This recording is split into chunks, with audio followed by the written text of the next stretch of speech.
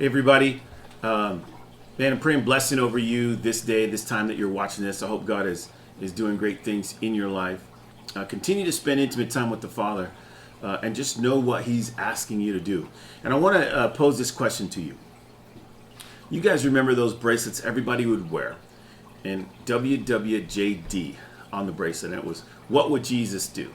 And so, that's a really great question. What would Jesus be doing in this time, in this situation, in this circumstance, with all of these things going on? What would Jesus be doing? And I want you to ask that question and ask it honestly. Lord, what would you be doing in this time? And then begin to say, okay, God, what do you want me to do?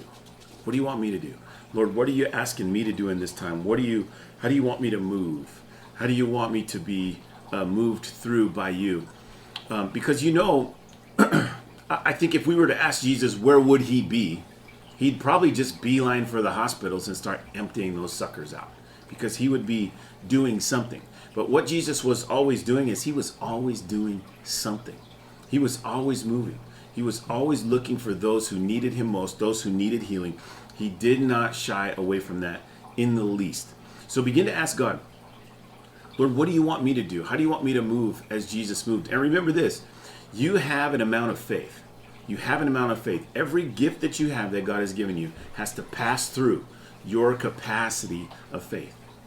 And so ask God to begin to expand your level of faith in your life, and then let God use the gifts that he's given you. Let him increase your faith. The gifts God given you will seemingly increase, even though they're not. Those gifts are there no matter what, but they have to pass through our level of faith, and our faith grows every time we step out and let God do something through us. So ask the Lord this week, what do you want me to do? Where should I be going? What should I be doing? Jesus was always on the move. He didn't even have a home to lay his head. He was always moving, because you know what Jesus would say? If you were to ask Jesus, well, what are you going to do right now? Who are you going to follow? What are you going to be? You know what Jesus would say?